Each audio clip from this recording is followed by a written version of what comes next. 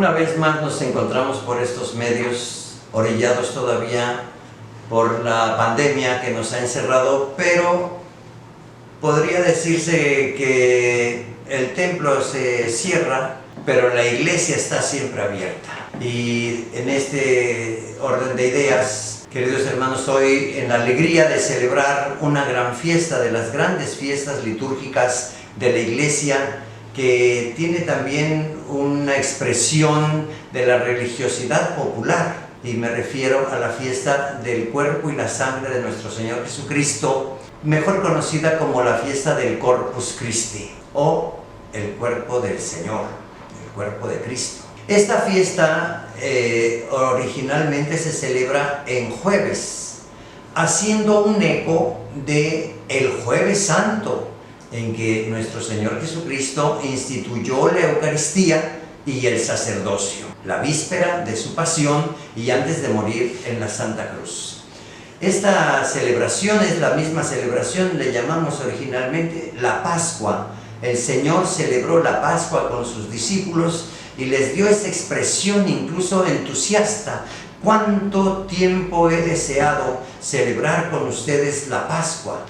Era algo que deseaba nuestro Señor Jesucristo celebrar con sus apóstoles y anunciar incluso el momento en que habría de ir a la derecha del Padre, no sin antes pasar por su pasión dolorosa al día siguiente. El jueves de la institución del sacerdocio, jueves de la institución de la Eucaristía, le llamamos también en griego, haciendo referencia a las primeras palabras o la expresión, el gesto de la cena de la Pascua era la acción de gracias, y en griego se dijo Eucharistos, acción de gracias a Dios. Esta acción de gracias la pronuncia nuestro Señor Jesucristo no solamente por el recuerdo o la memoria del pueblo que quedó en libertad después de 430 años de esclavitud en Egipto, sino sobre todo porque es el paso del Señor que viene a liberar a su pueblo, una liberación que fue anunciada desde los tiempos antiguos, pero que en nuestro Señor Jesucristo lo refiere a la liberación total y definitiva hasta el final de los tiempos, el triunfo, diríamos, de la victoria de nuestro Señor Jesucristo, las glorias del Señor, dijimos incluso, ¿verdad?, en la ocasión anterior. Pues, queridos hermanos, a la luz de ese Jueves Santo se celebra, después de la resurrección de nuestro Señor Jesucristo al tercer día, pasan 40 días y definitivamente corresponde a el jueves de la ascensión del Señor a los cielos. Es como un segundo jueves. Aquí es muy curioso, queridos hermanos, la composición de los tiempos dentro de la iglesia y de las fiestas del Señor, porque empezamos un miércoles de ceniza, al jueves inmediato es un jueves que inicia toda la cuaresma, pero termina precisamente el miércoles de lo que llamamos la Semana Santa, y empieza el jueves de el triduo pascual. El jueves, al jueves de la ascensión, 40 días después de la resurrección de nuestro Señor Jesucristo, Cristo sube a la derecha del Padre a la vista de sus apóstoles. Jueves de la ascensión. En todo esto, queridos hermanos, en los años más o menos 1208, hay una religiosa llamada Juliana. Es un dato muy importante, porque el elemento femenino, una mujer muy bien formada, quedó huérfana a los 5 años de edad, y junto con su hermana Inés, ¿verdad?, ella era Juliana, y su hermana Inés fueron educadas por las madres agustinas que tenían un leprosario en Lieja y Bélgica. Bueno, estas criaturas fueron educadas de tal manera en la fe que ella vivía incluso un estado de vida contemplativa y fue preparada culturalmente al grado tal que leía incluso a los grandes maestros teólogos en latín, cosa que no es nada fácil leer a San Agustín o a San Bernardo o a San Basilio, ¿verdad? En latín. Era una mujer culta, preparada y de una fe extraordinaria. Incluso llegó a ser la superiora, ¿verdad?, del convento.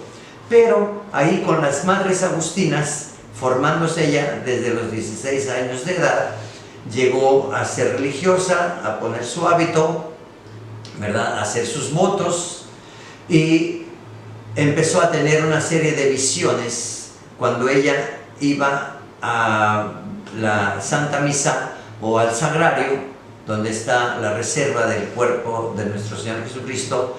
Empezó a tener una visión que se repitió y que ella al principio no la entendía del todo, pero cuando nuestro Señor le hizo entender y saber de qué se trataba, ella, en la prudencia de su alma, guardó esto durante 20 años casi. Ella veía la luna en plenitud y veía una mancha negra, y finalmente el Señor le hace entender que es como la plenitud de la iglesia, pero le falta un punto de luz, y ese punto de luz es lo que le va a pedir nuestro Señor a Juliana, ¿verdad?, para decirle que se haga una fiesta en honor a su presencia eucarística, celebrando y contemplando su cuerpo y su sangre. De ahí Corpus Christi. Esto ella lo lleva, y no es sino años más tarde que se lo comunica al obispo del lugar, ¿verdad?, para decirle esa inquietud, y juntamente con otras dos religiosas que habían hecho como una alianza de adoración a Jesús Eucaristía. Un año antes, ¿verdad?, allá a finales del siglo XII o principios del siglo XIII, se empezó en la liturgia a levantar el cuerpo de Cristo en la hora de la consagración. Originalmente eso no se hacía, pero empezó en esas fechas. Estamos hablando de los años 1190, 1180.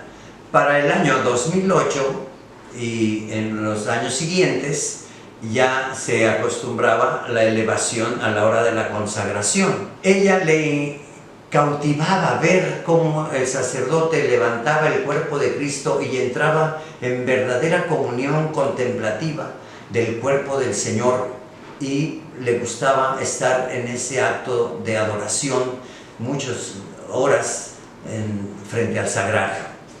Ahí fue indudablemente como ese llamado que nuestro Señor le hiciera a Juliana para irle revelando o pidiendo esta fiesta. Ella finalmente se lo comunica al obispo del lugar en Lieja, repito, ¿verdad? Y de hecho a ella se le conoce como Juliana de Lieja, o también de Cornillón, que es donde empezó ella con las Madres Agustinas que cuidaban un leprosario. A ella ahí creció y por eso se le conocía como Juliana de Cornillón o Juliana de Lieja.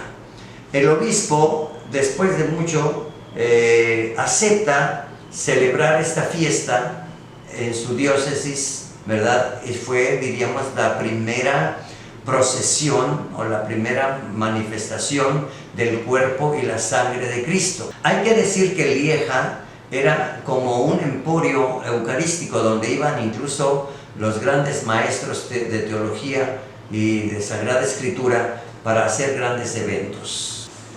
Santa Juliana guardó pues todo este conocimiento que Dios le había permitido, casi 20 años, y ella creció a la luz de una palabra del Evangelio que le cuestionaba. Saber que Jesús había dicho: he aquí que yo estoy con ustedes todos los días hasta el fin del mundo, como lo encontró en el Evangelio de San Mateo allá en el capítulo 28. Esto le cuestionaba muchísimo a Santa Juliana y ella misma quería profundizar, siempre se quedaba con este pensamiento tratando de profundizar y contemplar. Ahí está Jesús en el sacramento de la Eucaristía, vivo, real, permanentemente, a todos los días del mundo hasta el fin. Ella misma entendió por la doctrina que si no puede haber Eucaristía sin el sacerdote, y no tiene razón de ser ningún sacerdote sin la Eucaristía. ¿Para qué quieres un sacerdote si no va a haber sacrificio? Y por lo mismo, profundizando toda la doctrina, Santa Juliana cada día sentía con mayor intensidad la petición que le estaba haciendo el Señor. Así es de que fue a ver al obispo, y el obispo aceptó de muy buen modo. Consultaron incluso otros teólogos y tuvieron muy buena aceptación en esta idea, en esta iniciativa, y el obispo del lugar empezó a celebrar la primera, diríamos, celebración del Corpus Christi.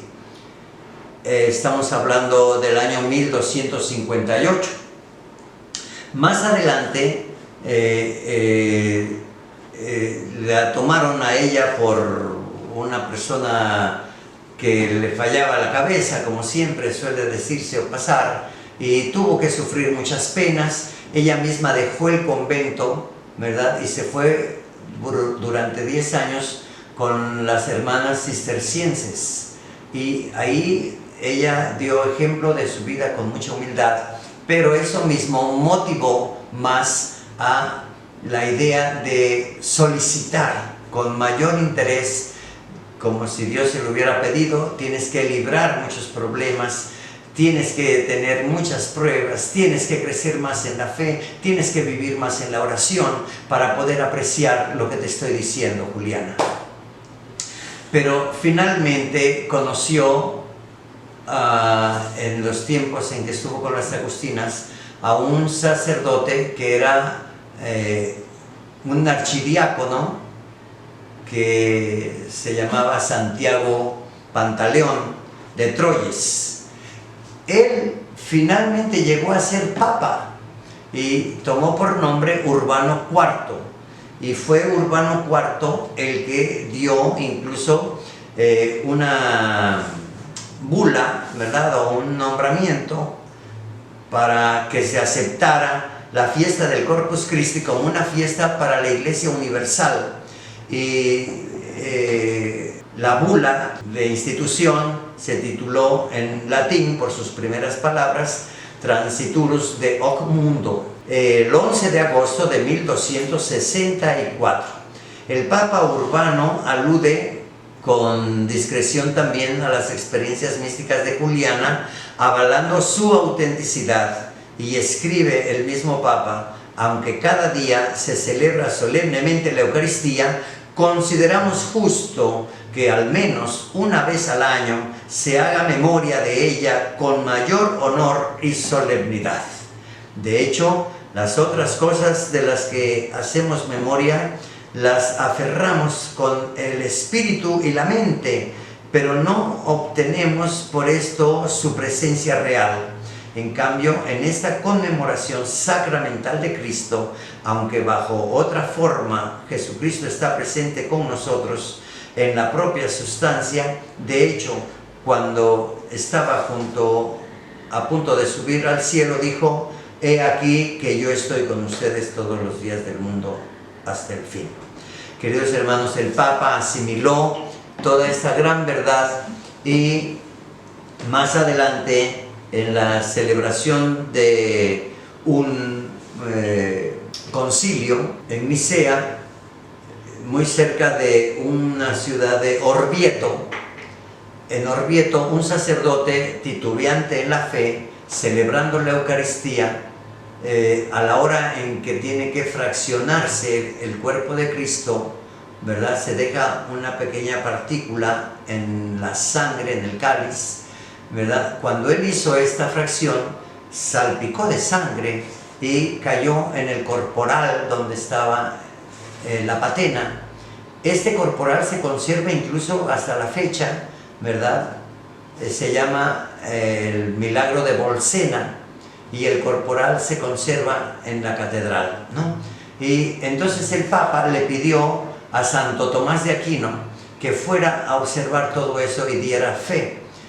Él era muy amigo, ¿verdad?, de Santo Tomás. El Papa y Santo Tomás eran muy amigos, y entonces el Papa tenía incluso la intención de nombrar obispo, cardenal, a Santo Tomás, y Santo Tomás, que era un fraile dominico muy sencillo y en su humildad, no aceptó el título, sino que le pidió que le permitiera hacer la liturgia, ¿verdad?, para la celebración del Corpus Christi, lo cual el Papa aceptó de mil amores, porque es un gran teólogo que hasta la fecha, ¿verdad?, tiene cosas insuperables.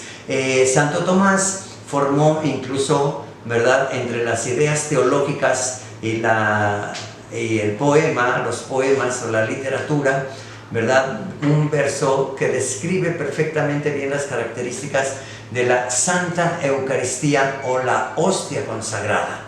E incluso hizo, ¿verdad?, se tradujo al canto el Pange Lingua, el Adoro te devote, y otros cantos eucarísticos que se cantaban en latín, ¿verdad?, y que hasta la fecha siguen resonando en muchas partes del mundo. Esta fiesta pues se hizo universal y se empezó a celebrar en distintas partes. Esta fiesta realmente ha traído una gran riqueza y grandes conversiones en el mundo y a lo largo de la historia, ¿verdad?, al ver pasar a nuestro Señor Jesucristo en procesión. La primera procesión se dice que fue allá en el año 1447, y después los mismos artistas hicieron lo que conocemos como la custodia, que es un sol donde se encierra en una parte que está interna, se llama viril, que es de oro macizo. No está aquí porque está en el sagrario, pero les enseño la custodia. Tiene una parte como una media luna donde se inserta el cuerpo de Cristo y se presenta, se encierra en esta como estuche de cristal, formando a la vez un sol. Cristo es el sol de justicia, y por lo mismo también originalmente se adornó con piedras preciosas, con la figura de ángeles, ¿verdad?, con bases muy bonitas, a veces torneadas, pero originalmente eran columnas, ¿verdad?, como si fuera una pequeña iglesia, y al centro era el sol de justicia, Cristo Jesús. Y cuando se daba la bendición, la misma luz hacía que se reflejaran, ¿verdad?, todos los colores, ¿verdad?, y era una impresión muy bonita. El ser humano siempre ha pretendido ofrecerle a nuestro Señor en su piedad lo mejor, o lo que consideramos mejor, si es oro, plata, piedras preciosas, ¿verdad?, literatura, música, el arte sacro en general. Pretendemos ofrecerle esa gran riqueza a nuestro Señor Jesucristo. Bien, pues todo esto se los digo, queridos hermanos, porque hasta la fecha celebramos el Corpus Christi 60 días después de la resurrección de Cristo. Después de la ascensión, 40 días, vino la fiesta de Pentecostés a los 50. El jueves siguiente se celebra, el domingo siguiente se celebra la Santísima Trinidad, y después, al jueves siguiente, se celebra la fiesta del Corpus Christi en jueves. Por razones pastorales, en muchos lugares, debido a las necesidades de la gente que trabaja entre semana, se pasó la fiesta, o está permitido celebrarla en domingo, ¿verdad?, rompiendo la tradición de los 3 jueves, ¿verdad?, Jueves Santo, Jueves de la Ascensión y el Jueves de Corpus. Entonces, debido a eso, el Jueves de Corpus se ha trasladado en muchos lugares a celebrarse en domingo. Queridos hermanos, aquí lo más importante es decir lo que nos dice el Catecismo, y que podamos entender incluso las razones, ¿verdad?, para desagraviar a Cristo ofendido en la Eucaristía, para presentar nuestras quejas Ahí donde el Señor nos espera, el que esté cansado y agobiado, venga a mí y yo le aliviaré. Ahí donde el Señor parece que nos grita, yo quiero estar siempre con ustedes y estaré todos los días del mundo hasta el fin. Ahí donde el Señor nos volvería a gritar en la Pascua, el que tenga sed, venga a mí y beba. El Señor está presente, real y verdaderamente, en cuerpo, alma y divinidad. Así como está a la derecha del Padre, así está vivo y presente en la Eucaristía. Queridos hermanos, aquí hay algo muy importante que es necesario decirlo. El sacerdocio de Cristo es Cristo vivo y presente en la persona del que fue ordenado sacerdote. Se le llama incluso in persona Christi. Eso es un dogma que está fundamentado, ¿verdad?, en las mismas palabras de Cristo en la Eucaristía. En la Eucaristía, cuando se celebra la Santa Misa, no es que volvamos a presentar el sacrificio de Cristo. Hay personas que dicen, bueno, volvemos a sacrificar a Cristo, porque si es sacrificio es como volverlo a sacrificar. ¿Cuántas veces hay que sacrificar a Cristo? Eso es un error, queridos hermanos, y tal vez porque nosotros sacerdotes o catequistas no lo hemos explicado con mayor detalle. El sacrificio de Cristo es de una sola vez y para siempre. Pero imagínense que el sacrificio de Cristo de hace 21 siglos se hace presente. No es que se vuelva a sacrificar, sino que se hace presente. En el Calvario fue con derramamiento de sangre, le llamamos el sacrificio cruento, hasta matar, ¿verdad?, al Señor en la cruz. Y ahora es un sacrificio sin derramamiento de sangre, se le llamó incruento, ¿verdad?, sin la parte terrible, dolorosa, de derramamiento de sangre hasta verlo morir. No, ese sacrificio ya está presente y es el sacrificio que Cristo presenta a la derecha del Padre. Padre, te presento mi propio sacrificio para que hagas realidad en la tierra la salvación de los que tú me confiaste. De tal manera que cuando el sacerdote celebra la misa, haz de cuenta que se corre el velo, ¿verdad?, y nos dejaría ver el mismo sacrificio de Cristo, como si fuera en el mismo momento del Calvario y de la cruz. Así es en la Santa Misa. Por eso, queridos hermanos, la misa no es como una obra de teatro. La misa no es para ponerle variantes en una forma desordenada. No es para ir a pasar un rato en una obra de teatro. No, siempre va a ser lo mismo. Mucha gente anda buscando en qué misa hay más variedad, o en qué misa hay más aplausos, o en qué misa hay mejores coros, o qué misa es más rápida, porque me aburre, ¿no?